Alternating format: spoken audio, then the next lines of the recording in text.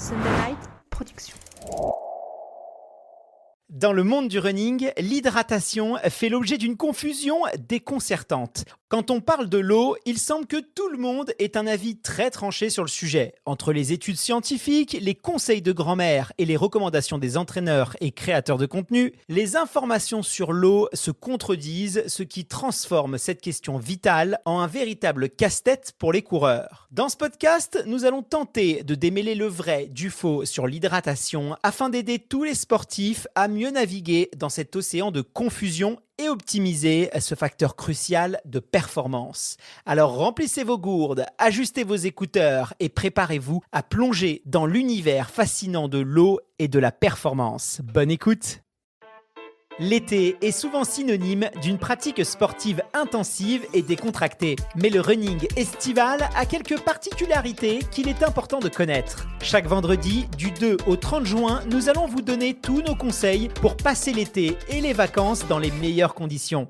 Libido, nutrition, hydratation, alcool ou encore entraînement sous la chaleur, vous allez tout savoir sur les spécificités de la course à pied sous le soleil. Bonne écoute!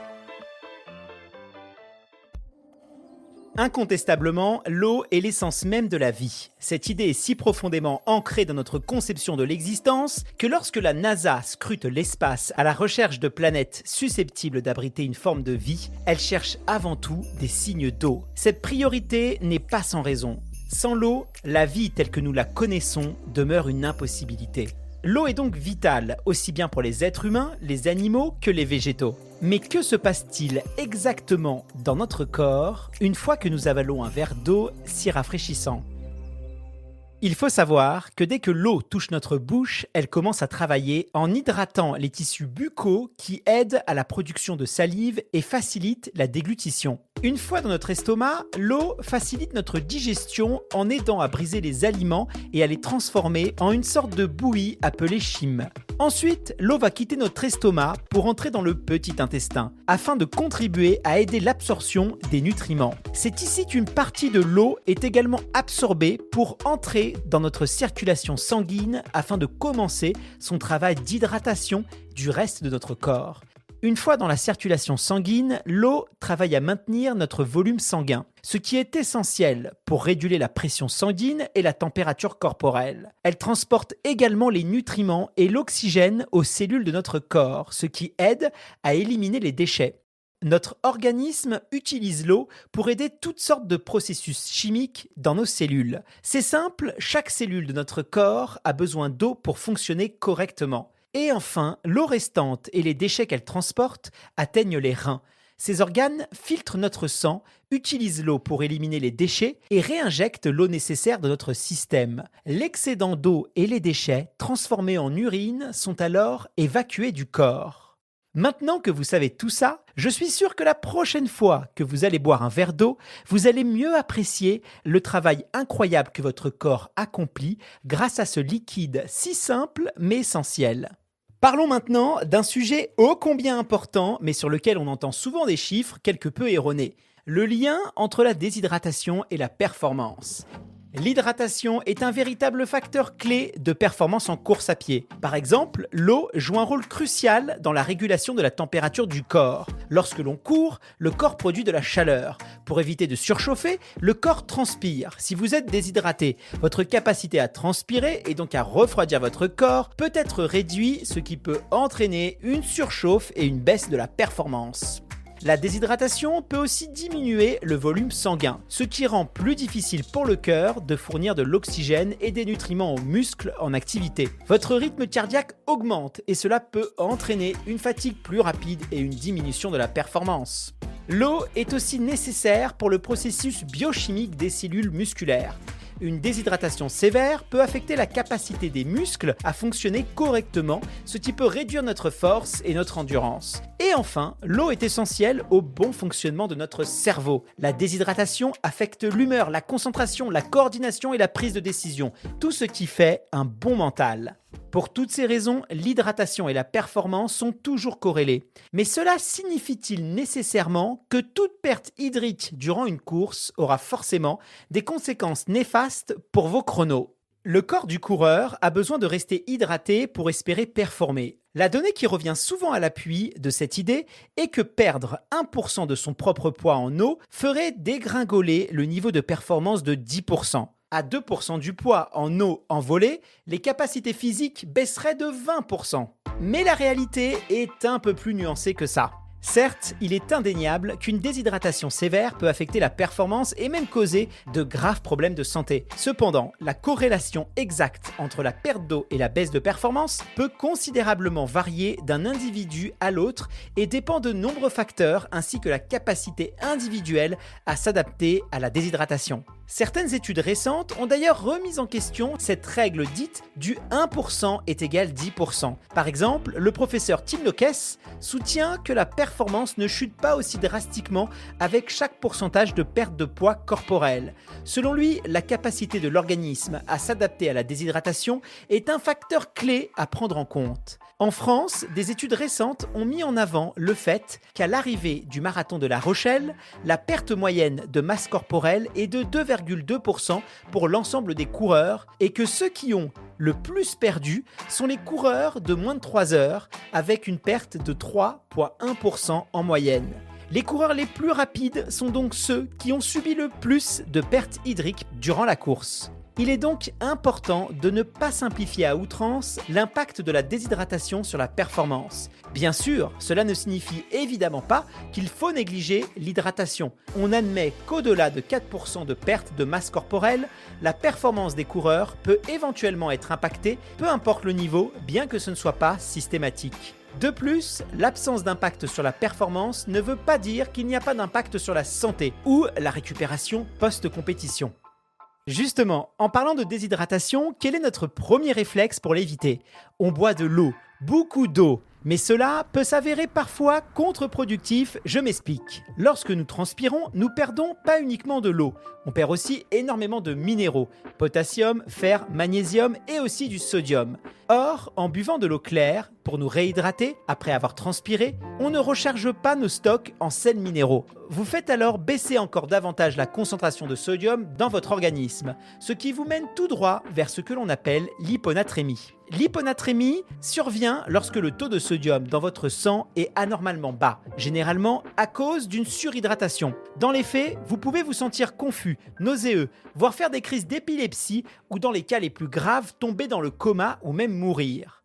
Mais attention, même si l'hyponatrémie est un terme de plus en plus à la mode dans le sport, il est important de ne surtout pas paniquer. En fait, la plupart des coureurs ne devraient même pas être excessivement préoccupés par ce phénomène. L'hyponatrémie reste heureusement rare chez les athlètes. Dans la grande majorité des cas, elle touche soit des coureurs élites qui ont développé une sorte de trouble du comportement alimentaire et boivent de manière compulsive, ou à contrario chez des sportifs peu aguerris qui ont tendance à boire beaucoup de liquide avant et pendant une course, croyant à tort qu'ils resteront mieux hydratés. Mais dans tous les cas, on parle d'athlètes qui peuvent boire jusqu'à 8 à 10 litres d'eau en seulement 3 heures. Pour la très grande majorité des coureurs, le risque d'hyponatrémie est relativement faible. En général, une légère surconsommation de liquide ne présente pas de risque d'hyponatrémie. En fait, même beaucoup de coureurs consomment régulièrement trop de liquide en journée. Mais cet excédent d'eau est rapidement éliminé par leur urine. Ne devenez donc pas paranoïaque, écoutez simplement votre corps et maintenez un équilibre sain. Et gardez en tête qu'il est tout aussi dangereux de boire trop d'eau que pas assez. Du coup, tu te demandes sûrement maintenant comment éviter la déshydratation sans tomber dans l'hyponatrémie. Alors voici quelques conseils. Tout d'abord, commence toujours une course bien hydratée. Cela ne signifie pas que tu dois boire des litres d'eau juste avant le coup de départ, mais essaye simplement de boire tout au long de la journée, de préférence en petite à moyenne quantité. La fréquence est plus importante que la quantité pour que l'eau soit bien assimilée. L'assimilation de l'eau par notre organisme est un processus complexe mais crucial. Nous l'avons vu tout à l'heure, lorsque nous buvons de l'eau, le liquide passe par notre système digestif. Il est absorbé dans le sang via l'intestin grêle, puis est distribué aux différentes cellules de notre corps. Cependant, notre organisme a des limites quant à la rapidité et l'efficacité avec laquelle il peut absorber l'eau. Il est généralement admis que l'organisme peut absorber entre 0,5 à 0,8 litres d'eau par heure. De plus, il est important de comprendre que boire beaucoup d'eau en un coup ne compensera pas immédiatement une déshydratation. Pour être absorbée et distribuée, l'eau doit passer par un processus qui prend du temps. C'est pourquoi il est toujours recommandé de boire de l'eau de manière régulière tout au long de la journée plutôt que de consommer de grandes quantités en une seule fois.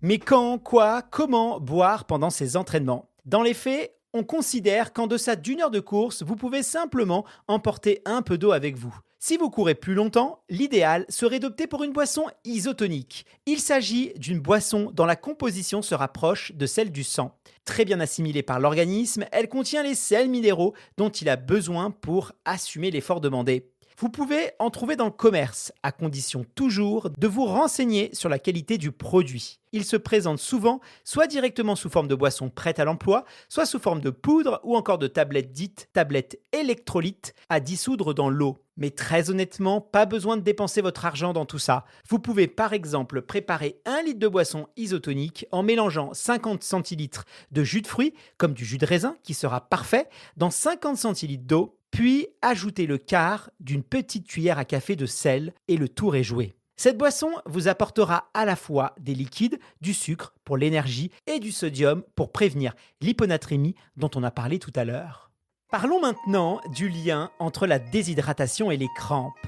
On va prendre un exemple. Considérons le cas de Julien, un coureur régulier qui aime bien se détendre après une sortie longue avec quelques bières, pression bien fraîches. Un soir d'été, après avoir particulièrement apprécié son rafraîchissement, Julien se réveille durant son sommeil en sursautant. Ses mollets se tendent douloureusement sous l'effet d'une crampe nocturne. C'est un exemple parfait de la manière dont la déshydratation mélangée à la consommation d'alcool peuvent conduire à des crampes. L'alcool est un diurétique puissant, ce qui signifie qu'il favorise la production d'urine, entraîne ainsi une perte plus importante de liquide et d'électrolytes. Et ce cocktail peut conduire rapidement à une déshydratation. En plus de cela, l'alcool peut perturber l'équilibre électrolyte de notre corps nécessaire à la contraction musculaire normale. Lorsque cet équilibre est perturbé, le risque de crampes idiopathiques augmente. De manière générale, l'association entre la déshydratation et les crampes est un concept largement répandu dans le monde sportif. Cependant, une récente étude a remis en question cette idée reçue. Cette étude met en doute le lien conventionnellement établi entre la déshydratation et les crampes musculaires, cette fois-ci associées à l'exercice. Elle souligne des observations intéressantes qui appuient l'hypothèse d'un désordre neuromusculaire plutôt que d'une perturbation systémique comme la déshydratation comme cause sous-jacente des crampes. Cependant, il est important de considérer que même si la déshydratation ne serait pas le facteur déclenchant des crampes, elle pourrait potentiellement exacerber les désordres neuromusculaires existants et ainsi contribuer à la survenue des crampes. De plus, cette étude a été remise en question par un certain nombre d'experts qui lui reprochent ses faiblesses protocolaires. En effet, elle a été menée que sur 10 sujets et il est possible que ce nombre limité de participants n'ait pas suffi pour capturer toute la variété de réactions physiologiques à la déshydratation et à l'exercice. Par ailleurs, la crampe a été provoquée dans le muscle court fléchisseur du gros orteil de la jambe dominante, ce qui ne représente pas forcément les conditions dans lesquelles la plupart des crampes d'exercice se produisent, car les crampes sont logiquement plus fréquentes dans les muscles des jambes qui sont fortement sollicités lors de l'exercice, comme par exemple les muscles du mollet. Et enfin, les crampes ont été provoquées par des impulsions électriques, ce qui pourrait ne pas reproduire exactement les conditions qui entraînent des crampes lors de l'exercice réel. Néanmoins, cette nouvelle théorie de l'altération du contrôle neuromusculaire reste prometteuse et nécessiterait de plus amples recherches. Du coup, tu te demandes sûrement combien de litres d'eau par jour tu dois boire quand tu es un coureur à pied. Il semble que l'idée de boire seulement lorsque l'on a soif ait gagné en popularité ces derniers temps. Certaines personnes affirment même que la recommandation de boire 1,5 litre d'eau par jour serait uniquement une croyance que l'on doit au lobbying des industriels de l'eau en bouteille. Cependant, cette idée peut s'avérer problématique, non seulement pour la santé, mais aussi pour les performances des coureurs. Attendre d'avoir soif pour boire est une très mauvaise stratégie, et ce pour plusieurs raisons. Premièrement, la sensation de soif est un indicateur retardé de l'état de déshydratation du corps. Lorsque vous commencez à ressentir de la soif, votre corps est déjà dans un état de déshydratation léger à modéré.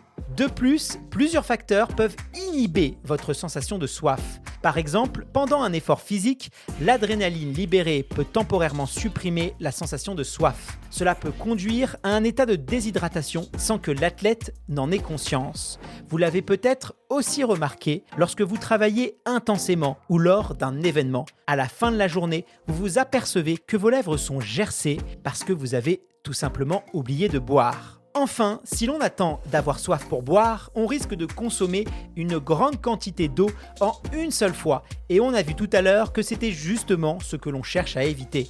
C'est pour toutes ces raisons que les stratégies d'hydratation proactive sont préférables pour les athlètes. Boire de petites quantités d'eau régulièrement avant, pendant et après l'exercice permet de maintenir une hydratation adéquate, d'optimiser la performance et d'améliorer sa récupération. Mais du coup, Guillaume, je dois boire combien de litres d'eau par jour, moi ? Eh bien, il n'existe pas de réponse universelle à la question de savoir combien d'eau un coureur devrait boire chaque jour, car les besoins en eau varient en fonction de nombreux facteurs, dont l'intensité de l'entraînement, la température, l'humidité de l'environnement et même la génétique individuelle. On estime qu'un adulte moyennement actif, dans une ambiance neutre, a besoin d'environ 2,5 litres d'eau par jour. Une règle généralement courante recommande de boire 1 à 1,5 litre d'eau supplémentaire pour chaque heure d'exercice intense. Mais ces estimations restent vraiment un peu bancales. Il est également important de noter que l'eau n'est pas le seul moyen d'hydratation. Les fruits, les légumes, les soupes et autres boissons contribuent également à l'apport en eau quotidien. Et un dernier conseil, pour être sûr de bien être hydraté, il peut s'avérer utile de vérifier la couleur de ses urines. Si elle est pâle et claire, c'est généralement le signe d'une bonne hydratation. À bientôt!